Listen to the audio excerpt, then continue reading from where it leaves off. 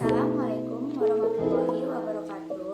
Perkenalkan, nama saya Fitri Ayu dengan nomor NPM saya yaitu 22081025 dan dosen pengampu saya yaitu Bu Rohani SPD MPD dengan mata kuliah kalkulus. Nah, di sini saya akan menjelaskan tentang penggunaan turunan. Untuk penerapan turunan, berikut merupakan beberapa penerapan turunan.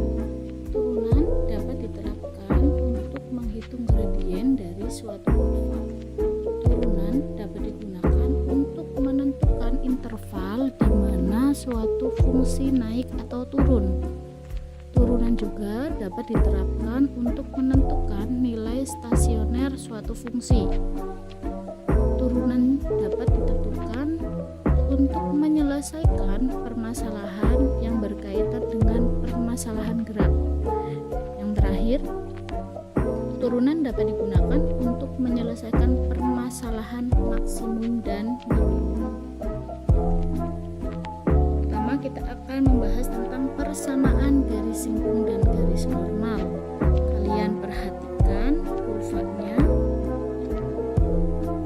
Jika titik P dan titik Q terletak pada kurva Y sama dengan FI dengan absisnya di titik P yaitu A, FA dengan absis Q adalah A ditambah H, sehingga koordinat titik Q berubah menjadi A ditambah H, FA ditambah H. Untuk gradien garis PQ yaitu MPQ sama dengan delta Y sama dengan delta X sama dengan FA ditambah H dikurangi FA per A ditambah H dikurangi A sama dengan FA ditambah H dikurangi FA per H. Jika nilai H semakin kecil atau mendekati 0, gradien garis PQ mendekati gradien G, yaitu gradien G atau MG sama dengan limit FA ditambah H dikurangi FA per H, di mana H-nya mendekati 0, yaitu sama dengan F aksen A atau turunan dari FA. Gradien garis singgung pada kurva Y sama dengan Fi. Di titik P, A, FA yaitu gradiennya adalah F aksen A. Kita perhatikan untuk grafik garis singgung tegak lurus dengan garis normal. Jika titik A, B terletak pada kurva Y sama dengan Fi, maka persamaan garis singgung pada kurva Y sama dengan Fi di titik tersebut dinyatakan dengan Y dikurangi B sama dengan F aksen A kali X min A. Garis yang tegak lurus garis singgung kurva Y sama dengan Fx di titik A, B dinamakan garis normal. Jadi, gradien garis normal di titik A, B adalah M sama dengan min 1 per F aksen A. Jadi, min 1 per turunan dari fungsi tersebut. Yang selanjutnya, persamaan garis normal pada titik A, B pada kurva Y sama dengan Fx dirumuskan sebagai Y dikurangi B sama dengan min 1 per F aksen A dikali X min A. Sehingga hubungan antara garis singgung dengan garis normal ditunjukkan oleh gambar di samping. Oke, kalian bisa perhatikan hubungan antara garis normal dengan garis singgungnya. Ada catatan untuk persamaan garis dengan gradien M dan melalui titik X2, Y2 adalah Y min Y1 sama dengan M kali X min X1. Ini untuk persamaan garisnya. Misalkan diketahui garis G1 dengan gradien N1 dan garis G2 dengan gradien M2, maka sebagai berikut. Jika sejajar, maka M2 dikurangi sama dengan M1. M1 sama dengan M2. Jika tegak lurus, maka M1 dikali M2 sama dengan -1. Kemudian ada fungsi naik dan fungsi turun. Kalian bisa perhatikan gambar dari fungsi naik juga fungsi turun. Apa sih itu fungsi naik dan fungsi turun? Misal x1 dan x2 dalam fungsi fx memenuhi a kurang dari x1, x1 kurang dari x2, dan x2 nya kurang dari b. Jika berlaku hubungan fx2 kurang dari fx1 kurang dari fx2, maka fungsi dikatakan naik. Yang kedua, misalkan x1 dan x2 dalam fungsi fx memenuhi a kurang dari x1, x1 kurang dari x2, x2 kurang dari b. Jika berlaku hubungan fx1 lebih dari fx2, maka dikatakan fungsinya turun. Yang B, naik turunnya suatu fungsi kontinu fx dalam suatu interval tertentu dapat dilihat dari gradien garis singgungnya.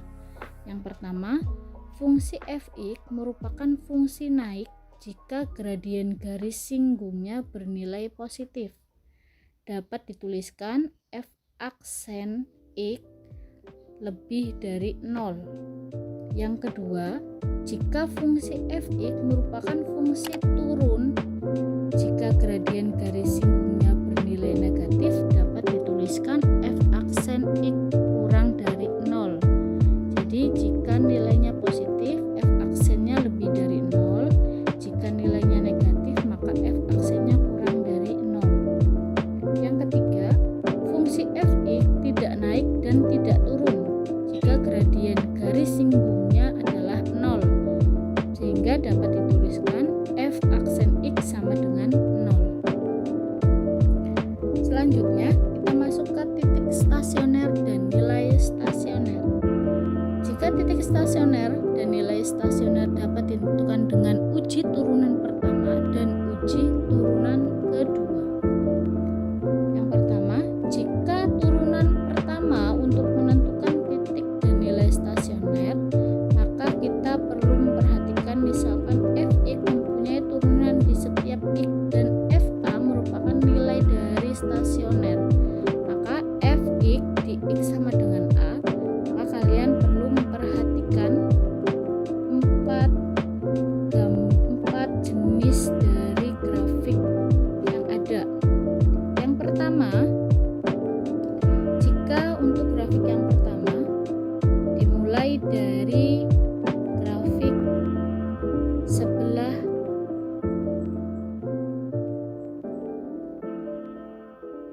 grafik nomor 1. Jika f aksen x lebih dari 0, untuk x-nya kurang dari a, maka f aksen a-nya 0.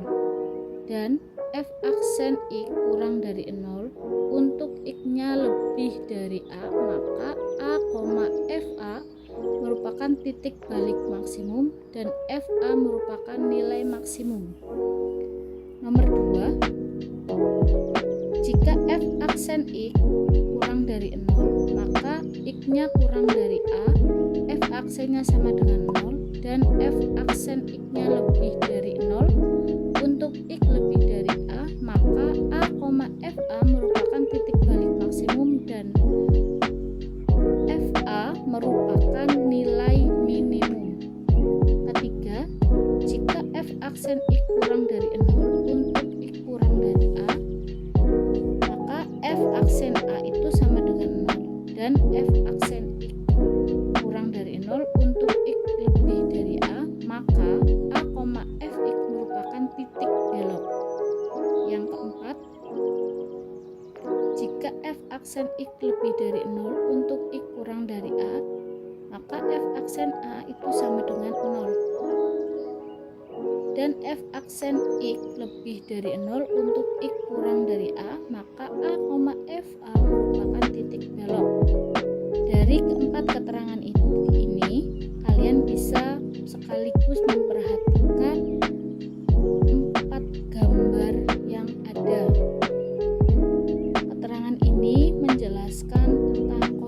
mulai dari keempat grafik tersebut.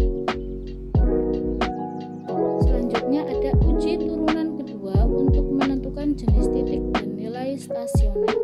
Yang pertama, f aksen x sama dengan 0 dan f2 aksen atau turunan yang kedua kurang dari 0, maka a, fx merupakan titik balik maksimum dan fa merupakan nilai maksimum. Yang kedua, f aksen a dan f2 aksen a lebih dari 0, maka a, fa merupakan titik balik minimum dan fa merupakan nilai minimum. Yang ketiga, jika f aksen a sama dengan 0, maka f aksen x kurang dari 0 untuk x kurang dari a, dan f aksen 2a sama dengan 0, maka a, fa merupakan titik belok turun. Kemudian yang terakhir, jika f aksen a sama dengan 0 dan f aksen x lebih dari 0 untuk x kurang dari a, dan f aksen a sama dengan 0, maka a, fa merupakan titik belok naik. Selanjutnya ada nilai maksimum dan nilai minimum suatu fungsi dalam interval tertutup. Tadi kita telah menyimak bahwa titik stasioner dapat menjadi titik balik maksimum atau titik balik minimum. Akibatnya, pada titik stasioner tersebut fungsi mencapai nilai maksimum atau nilai minimum.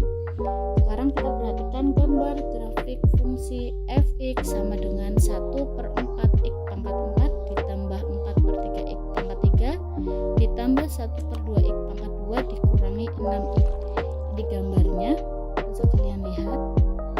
Nah, dari grafik tersebut dapat disimpulkan bahwa terdapat 3 titik stasioner, yaitu x sama dengan min 3, x sama dengan min 2, dan x sama dengan 1.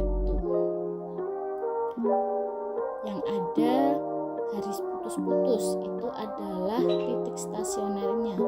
Kemudian pada titik stasioner x sama dengan min 3 dan x sama dengan min 1, x sama dengan 1, fungsi mencapai nilai minimum lokal. Perhatikan tidak ada nilai x yang menyebabkan fx kurang dari f min 3. Artinya nilai fungsi paling kecil dicapai pada saat x sama dengan min 3. Oleh sebab itu, pada titik x sama dengan min 3 dikatakan fungsi mencapai nilai minimum global. Titik stasioner x sama dengan min 2 disebut titik maksimum lokal. Yang terakhir ada kecepatan dan percepatan. Misalkan jarak yang ditempuh suatu benda dalam t detik dinyatakan dengan st. S itu adalah jarak. Kecepatan rata-rata atau laju perubahan rata-rata benda dalam interval waktu delta t, rata-rata waktu. Yang pertama ada kecepatan. Kecepatan itu simbolnya adalah v sama dengan delta s per delta t. Perubahan jaraknya per perubahan waktu. Kemudian ada kecepatan sesaat benda pada detik ke t, yaitu vt sama dengan dst per dt atau turunan dari s, turunan dari jarak. Kemudian percepatan rata-rata benda dalam interval waktu delta t. Percepatan simbolnya adalah a, percepatan rata-rata. Delta sama dengan delta v per delta t. Jadi V akhir dikurangi V awal per perubahan waktunya. Percepatan sesaat benda pada detik ke t atau AT dv t per dt. Ini adalah turunan yang kedua. Nah, sekian dari video saya. Buat teman-teman semoga bermanfaat. Kurang lebihnya mohon maaf. Wabillahi taufiq walhidayah. Assalamualaikum.